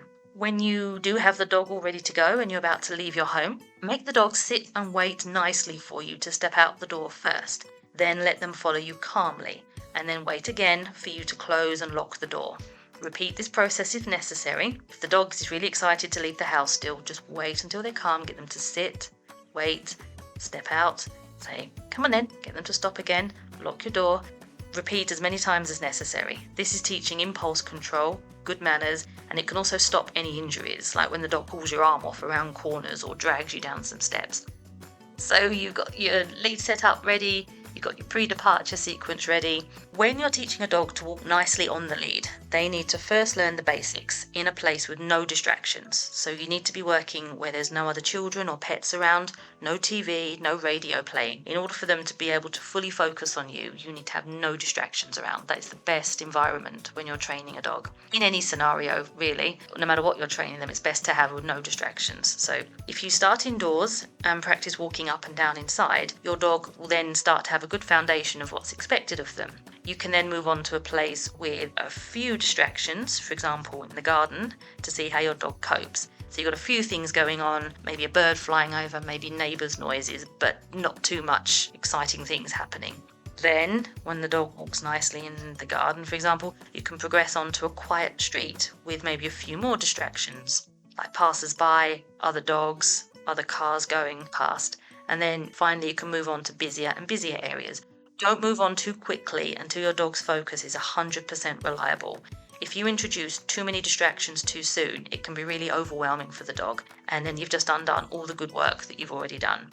If your dog's finding it hard to focus and listen to you because he's distracted with other things going on, move back a step into an environment with fewer distractions for a little longer before moving ahead again. Keep your training sessions short. Say several 10-minute sessions each day. Dogs, especially puppies, have a short attention span. You don't want them to become bored and lose interest, because then they are not retaining anything that you're teaching them. Always use high-value treats when teaching new commands. We're talking things like chicken, hot dog sausage, sprats, maybe some cheese, whatever's the most appealing for your dog. The higher the value of the reward, the more of a motivator it is. Right, so to start off with, you would put your dog on their lead setup, start with them facing you at one end of your room. Start walking backwards slowly, calling the dog's name. As they follow you, every 2 steps, say yes, and give a treat. Do this 6 to 10 times or several laps up and down the room that you're in. Repeat the above, but this time decrease the amount of treats to 1 treat every 10 to 15 steps, for example. After you've done that another 6 to 10 times, turn to be in the same direction as your dog and start walking together side by side. Initially, every time the dog starts walking nicely at heel with you, their shoulder should be in line with your leg, say yes and give a treat. After a few repetitions of this, you can gradually phase out the use of the treats. So still say yes, but don't give the treat every single time, maybe every 3rd time, then every 5th time. Now you can start adding the command word in, or the cue word, such as on and heel. So when you start walking, say your dog's name followed by on. For example, Rosie, on. Then when they walk to heel nicely next to you, say yes, good heel, and treat them. Initially very frequently, then decrease the rate. Practice that, all of the above, several times a day for about 10 minutes each session. Keep the tone light and happy, but not too exuberant. We want the dog to stay motivated, but not overexcited. Try to end each session before the dog gets bored, and always end on a positive note. So once you've been doing that for a couple of days, add in the this way command. Dogs love routine and structure, but the best time to be unpredictable is when you're on a walk, as you want the dog to constantly be looking at you for guidance and reassurance. So you're going to need to change direction several times on a walk, especially if you want to distract your dog away from any situations where they might become reactive towards other dogs. So getting the dog to turn and move away when you tell them to is very important. Varying the route's good anyway, because it gives them new sniffs, new things to explore, and as Davina's saying, the fact that you're changing it means the dog has to look to you for guidance. Otherwise he will lead you on the walk. So while you're walking along, suddenly say their name and then this way. For example, Rosie, this way. Then run or walk backwards. If your dog quickly turns and follows you, say yes, good this way, and give them a treat. Remember that high rate of reinforcement at first, every time, until they've got the hang of it, then you can phase out the treats every single time. If the dog stands and just looks at you, gently tug the lead, then praise and reward him when he does come to you. Keep it positive, even if it takes 10 minutes for him to start moving again. Tell him good boy or her good girl, yes, good on, good heel, give them a treat. Depending on how the setup is, if you've just got a lead on the back or the front of the harness, whichever way is going to steer the dog, that's the end of the lead that you need to tug on slightly. Not a big jerk of the lead towards you, just a little gentle tug, just to let them know that you need them to move on. So you're going to practice all of that with all kinds of unpredictable turns. Go left, go right, backwards, forwards, figures of 8, U-turns, all of that. You want to aim for a fast reaction from the dog in case you need to quickly lead them away from any dangerous situations. So you need your dog to be able to turn on a dime and follow you as soon as you say this way. If your dog pulls or lurches left or right, use gently tug backwards on the collar end of the lead back to your side and praise and reward when he or she does follow you. If they're used to zigzagging in front of you, they might try to just pull to one side of you or to the other side. If they do that, just and lead them in the right direction. Again, rewarding them when they do it. If the dog stops or lags behind and won't advance, use that on command. Again, gently put a little tug onwards on the collar end of the lead until they move on again, and praise and reward when they do so. When crossing the road, use the stop command at the side of the road, and when it's clear to cross, use on to advance. It is a good idea if you can get your dog to sit before you cross as well. It gives them something else to think about. It's another little action you can put in there, so the dog has to stop and wait and sit while he's waiting to cross, then on to advance across the road. Try and keep your dog's attention on you. They should be looking at you for guidance during the walk. So when they're out walking, Stop often. Your dog should learn to stop at the same time as you, and every time they look up at you, make sure you say good and maybe give them a treat every time they look at you. It's just going to keep that focus on you rather than on everything else that's going on around them. And remember, it's important to stay calm during lead training and make it fun. It can be incredibly frustrating at first when you're teaching a dog to walk nicely, but if you start feeling frustrated, that's just going to transmit all the way down the lead to the dog, and they're going to start playing up even more. If you're feeling frustrated, stop the session. If they start playing up even more, it makes the sessions worse, and then they'll be less likely to want to participate again in the future. So when your dog is pulling, when you're walking along, use the word heel with a gentle tug backwards on the collar end of the lead and stop walking. Just stop, make like a tree, don't move on until they relent, and hopefully should move back to your side. Then start walking again when the lead is slack, and then praise the dog when they are doing it. Also, as we spoke about before, another way to stop pulling and reactive dogs is to learn the emergency U-turn. It's really useful if something suddenly appears out of nowhere and you have to think fast. For example, if a dog comes around the corner or a bike or a jogger appears, it's not going to stop reactivity. That's going to involve separate training on changing their emotional response to the triggers, but it will remove the dog from the situation and hopefully keep them calm and move them out of the way. If a dog already knows this way, as we discussed earlier, use that. If not, you can introduce that word or let's go. If they're trained to this way, pair it with a high-value treat so that they snap to attention quickly, turn on that dime and follow you in the opposite direction. Or you can just use this way, walk in the opposite way, giving them a treat. Ideally do this immediately before the dog has a chance to react. If you leave it too late, they're going to carry on lunging and barking. If you turn and walk away, if the dog is looking back or trying to pull you back towards whatever the trigger is, keep walking until they relent and walk to heel. At this point, once they've stopped trying to pull backwards and they're walking forwards with you, keep walking for another 5-10 paces so they are walking and getting calmer and calmer. Then turn back round, go back the way you were coming and continue on your way. And repeat that if they start pulling again. If you've got a medium to large sized dog, if it's like a standoff where it's facing this other dog and you can't get it to turn, as long as you've got it at your side, you can kind of walk into it and steer it with your body, so your thigh or your knee will be roughly where its head and shoulders are, and you can gradually turn into it to turn the dog round. Yeah, you can do that. When you're doing things like the figure of eights and the U-turns, best way to maneuver the dog is either, you don't want to pull your arm out of its socket while you're trying to tug on the dog, either steer them towards you using the front of the lead if it's on a face harness or the front of their harness or the collar. But if you need to move them the other way, away from you, you can walk into them and body block them and then just move them that way. It's a gentler way because they have to back up when you're sort of walking into them. It's definitely easier when there is that standoff moment where they won't move. Yeah, things happen quickly when you're out on a walk. If possible, if you know a route where you've got a good line of sight all around you, especially if you do have a dog that can be a bit reactive, try and stay in the open roads areas so there's less chance of something appearing out of nowhere, because if you don't act quick enough, the dog's going to react and then that just self-rewards that behaviour and it's going to be harder to break. You're not going to stop reactivity by just moving them out of the way that easily. You need separate training to change that response to what those triggers are. But you will need to remove a dog from the situation. The longer the dog's in the situation, it's going to lose focus completely. That's why you need to react before the dog gets into that zone of lunging, barking, being reactive in any way at all.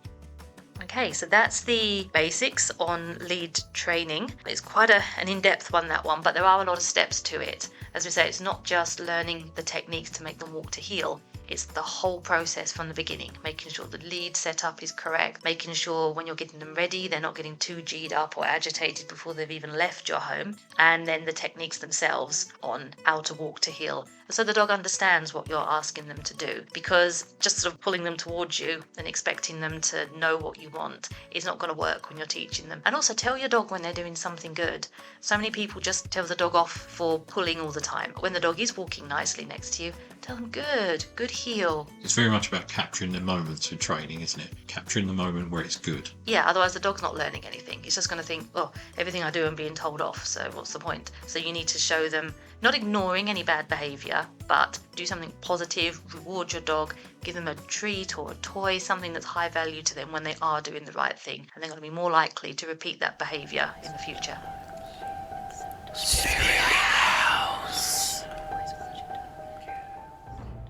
Okay, that's the end of today's episode. That was a long episode, wasn't it? Yeah, pre-editing it's looking pretty long. We'll see what it turns out to. But let us know if you like bigger episodes. We can try and aim for doing more. If you prefer them at the sort of 40-minute mark, let us know. Yeah, they have been variable in length, haven't they? We've had some that are about 46 minutes, some just over an hour. This one's probably, at a guesstimate, it's going to be about 2 hours long. We'll call it the giant bumper episode. Yeah, bumper episode. Why not? Yes, thank you for listening to us today. If you have anything you want to contact us about, you can email us at spirithounds@yahoo.com.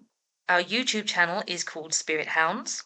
Our Facebook page is Spirit Hounds Podcast. If you wanted to book any training, you can go to www.storepause.co.uk and click the link through to the training page.